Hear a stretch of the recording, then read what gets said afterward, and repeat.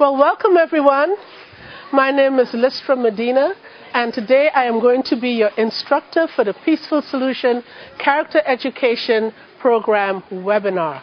Let me tell you, it is such an honor to be here today and to be part of our opportunity to learn about positive moral character. Who wants to develop a positive moral character and then teach others to do the same? Raise your hand if you're interested. Absolutely.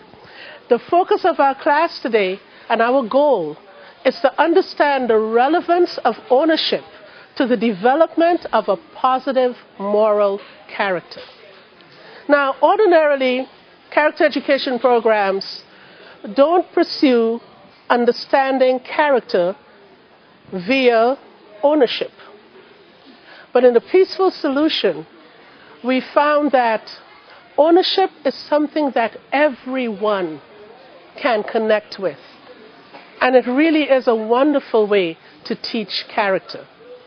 So, before we go any further, what does it mean to own something? And the concept of ownership, does anyone know?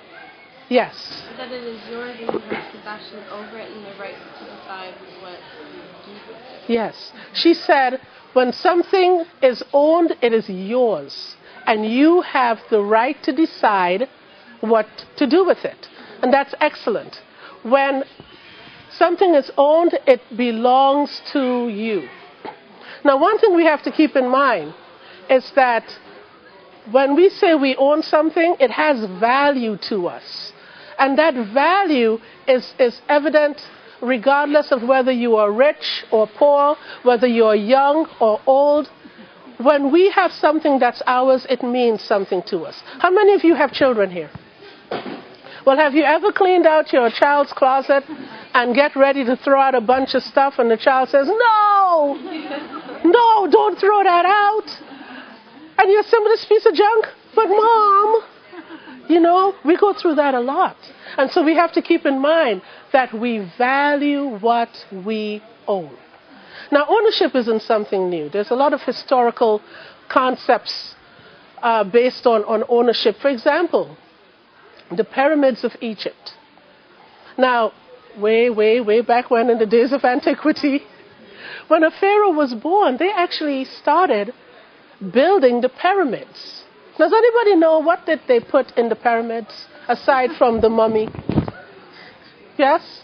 Didn't they actually believe that they put stuff in there for their afterlife? Yes. So like they would put chariots and just clothing and all kinds of sort of stuff. Yes, right? yes. They put stuff in there.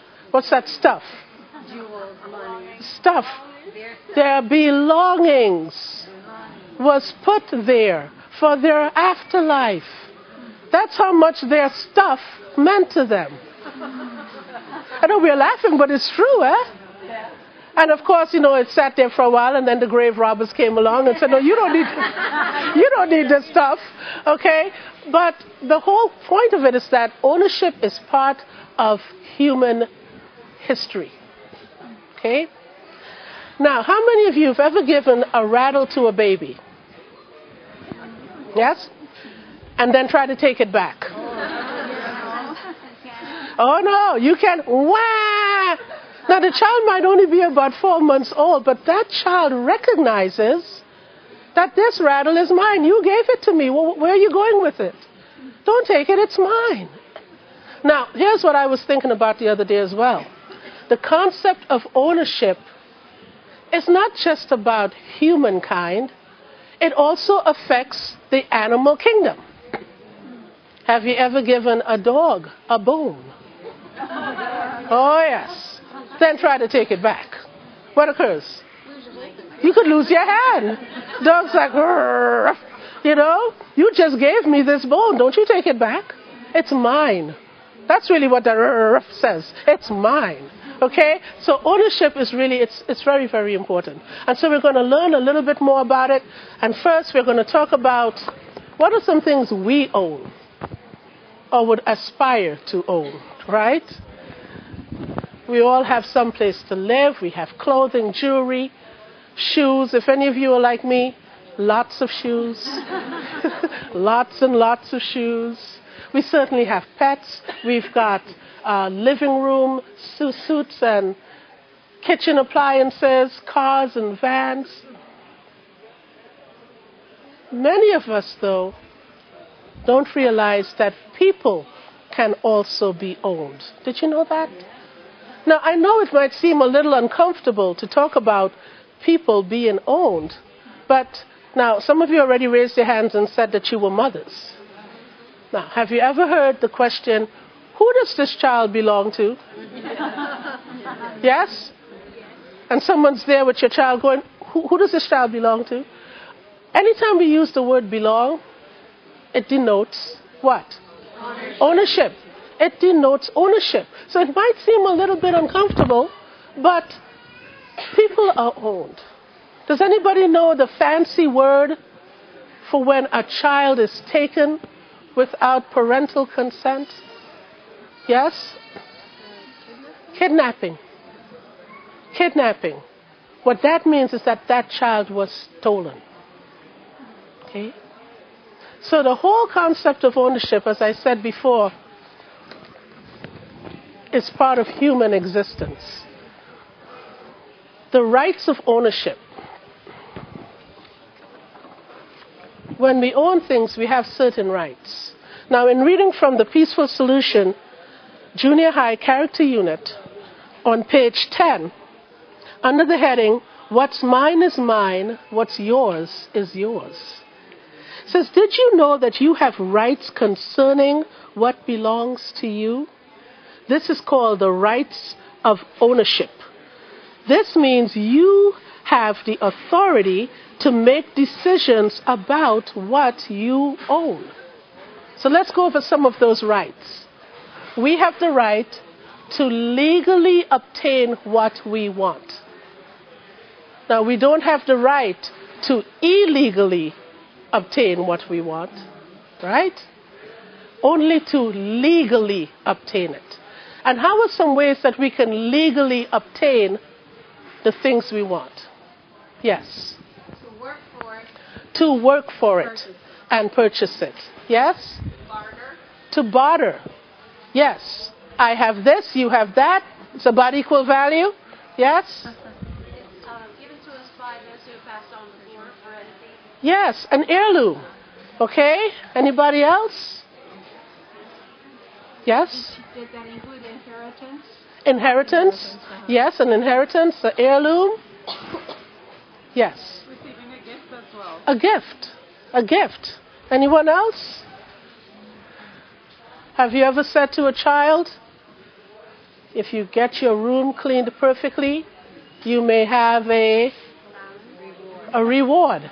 Yes, also as a reward. So those are the legal ways that we can obtain what we want. Now, we also have a right to make decisions about what we own. Once we legally obtain it, we now have a right to say who uses it, when it's used, and how it's used.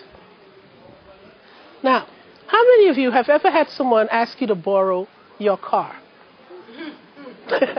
Oh, I hear this laugh like, oh boy.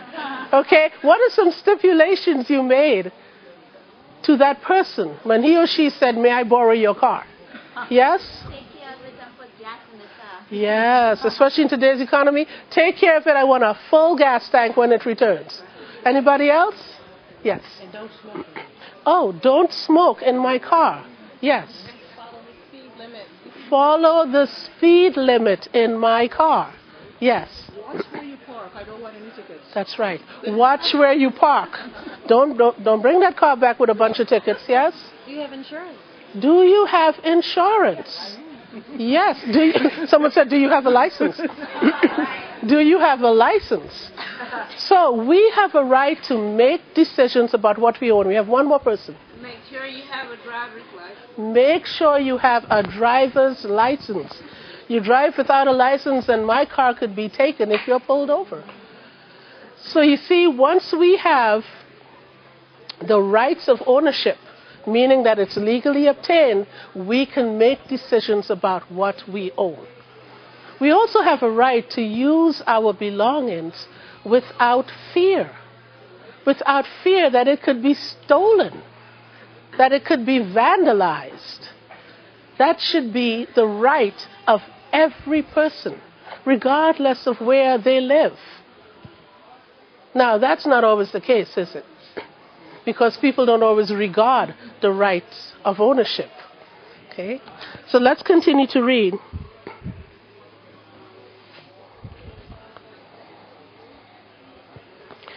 On page 11, it says, we also have to recognize the rights of ownership are extended towards items that are lost. Items that are lost. Lost items still belong to the owner, and the owner is therefore entitled to have his property returned. Finders keepers, losers weepers. Tell me what you think about that. Yes. Oh, no, it's okay. A perfect example that I experienced, going to the ATM machine, I used to say, wow, that was a gift. There was an extra 20 in there for me.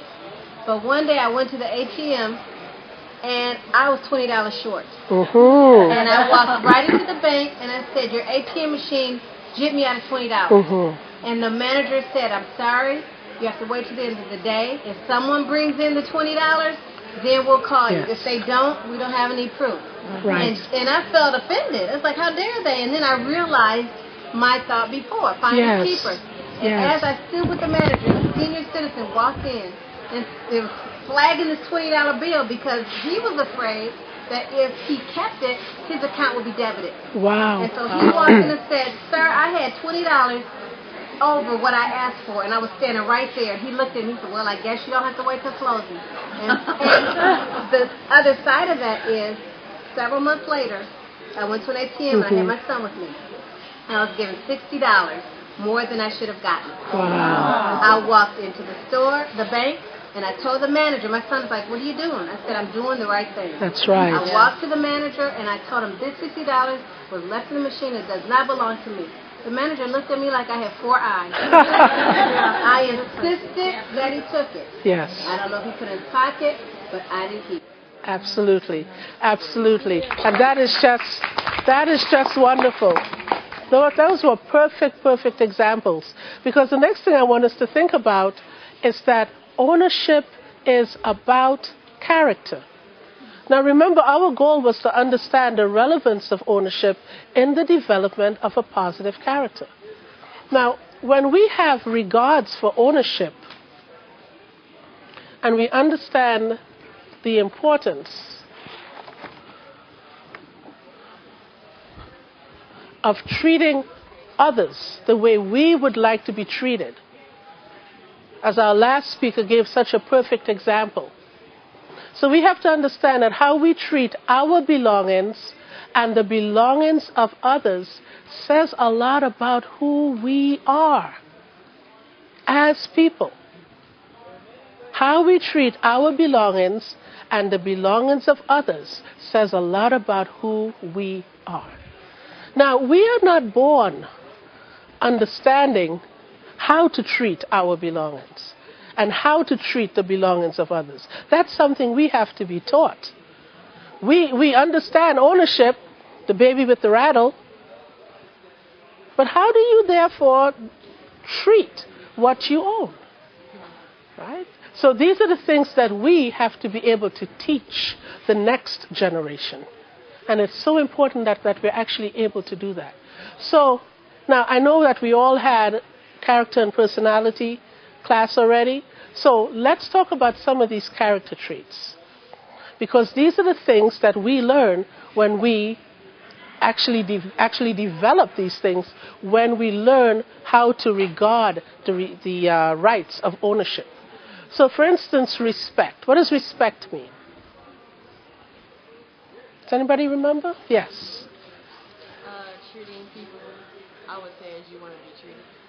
To treat others the way you want to be treated. Yes. Kind and courtesy. Kindness and courtesy. Anyone else? Yes? Care and concern. To have care and concern, to have consideration. Okay? All of these things is what respect means. How about self-control? What does self-control mean? Anyone over here? Can remember? Yes. Self-control is not letting your greed take over. I had an example put before me years ago. Mm-hmm. I went into the bank and there's a little drawer here where the lady puts the money that people Right. get. Right. And I pulled the drawer out here to put my money in there to get it changed. Mm-hmm. There was a $20 bill there. And I looked at the lady in the window and I said, "This is not mine." She said, "What is it?" I said, "It's a $20 bill." She said, "I know the lady that left that there, okay. and I will give it to her." I said, "Please do." Great. So self-control is being able to stop and think and then make a right choice. And she just gave us a wonderful example of that. To stop to think, no, this is not mine. It could belong to someone else, and that someone else might be looking for it. That might be that person's last $20. Yes. Well, it's not only just with money. It's like if there was more self-control in the world, there wouldn't be people going and thinking, "Oh, I can break into that house and I can take whatever I want, Right. or I can break into that car Right. because I want that car." Right. You know, so Exactly. It's everything. Exactly. With self-control. Yes. The ability to be able to stop and think and then make a moral choice. And a moral choice causes no harm, no hurt, not to yourself, not to others, not to the environment. Okay? Let's move on to patient. What does it mean to be patient? Yes. To not be pushy and wait your turn. Oh, great example. Not to be pushy, to wait your turn. Okay? Anybody else? What does it mean to be patient? Yes. To wait with a great attitude. Oh, to wait with a great attitude. Now, I've seen people wait. You ever seen someone wait? They're like, "Oh, you just know they're not pleased." But to be calm while you're waiting. To be calm, to keep that great attitude while you're waiting. That's being patient. How about honest? What does it mean to be honest? Yes. Tell the truth. To tell the truth? Full truth. Yes. The full truth. To tell the truth. Anybody back here? What does it mean to be honest? To be trustworthy. To be trustworthy. Anybody else? Yes. Not taking what belongs to you. Not taking what does not belong to you is to be honest. So here's what we're going to do. We're going to have a little activity. And we have some of these same character traits. And I want you to think about how does having a regard for ownership help you to develop these character traits. Okay? So let's see. And I'm going to be generous. Once you get into your groups, I'm going to give you 3 minutes. Oh, wait. No, that was too generous. 2 minutes. Okay. I'm going to divide this group right here into 2 sections, and you're going to have respect. So from this row, can you 2 turn this way? Okay. And then your group will have self-control. This group will have responsible. You can go ahead and take it. And patient. Okay. And this group, you have honest. How does regarding ownership help you to be honest? Okay.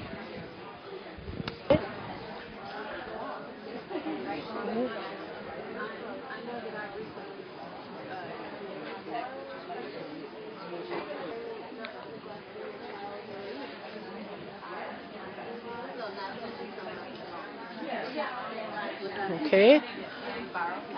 All right, time's up. May I have your attention? Okay, now you're going to choose a spokesperson, and we're running short on time, okay? So try to maybe speak for maybe about 15, 20 seconds. Hey, you could say a lot in 15 or 20 seconds. Okay? All right, so who would like to go first? Which group? Come on up.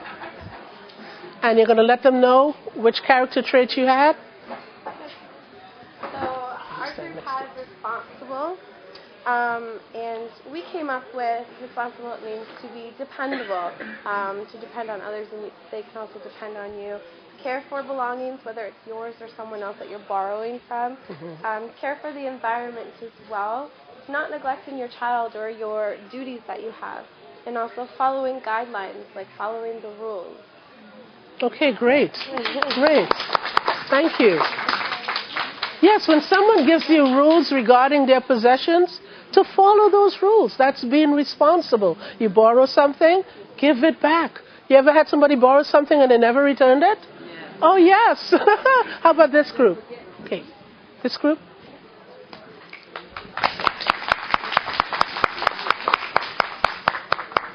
Okay, we had respect, and we came up with several things.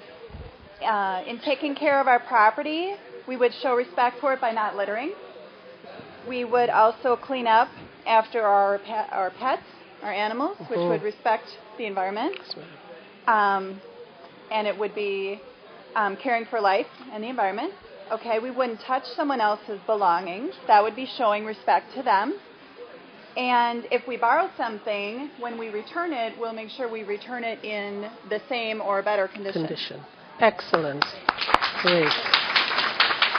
Yes, and those are wonderful ways to develop respect through ownership. Next group, self-control. Hi everyone. Our group, we have self-control. And what we came up with is, at times we see in society today where a lot of people don't exercise self-control. And something may upset them and they go off on a fit of rage and vandalize stuff and write graffiti, spray, on the community, and it don't look nice, when you have other people visiting your community and everything. So if the person had self-control and they stop and think and proceed with the right choice, you're not going to destroy somebody else's stuff. And whereas the government and the community have to have fundraisers to gather money or funds to repaint these schools and the buildings and stuff because somebody lost their self-control. Right. Excellent. Self-control helps you to stop, think, make a right choice. Come on up. Okay. We have honesty. Hello. I have honesty. And that's real easy to do if you think about it. Stop, think before you open your mouth. You have to take care of your positive attitude. You must do what you tell your friends you will do. If you tell me you're going to come pick me up at a certain time, be honest enough to call me and say, oh, I got a flat, I can't make it. That's being honest. But do think about what you're going to say, so you will be honest. Thank you. Excellent. So you tell your friend, I'm going to use this for a certain length of time and give it back to you, then that's what you do, right? Did your group come up?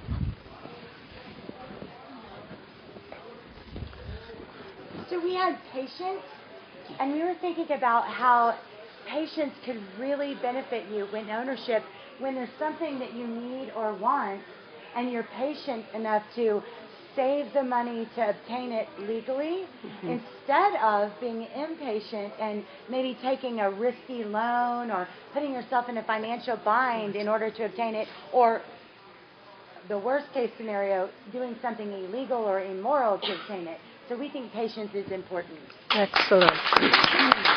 Excellent. So we can see how ownership really does lend itself to developing a positive moral character. Now, we're almost out of time. I just want to remind you that ownership is part of human existence. And that if we can just continue to regard these concepts of ownership and to continue to teach it, what a better world it would be. I thank you so much for your time. You were a great class.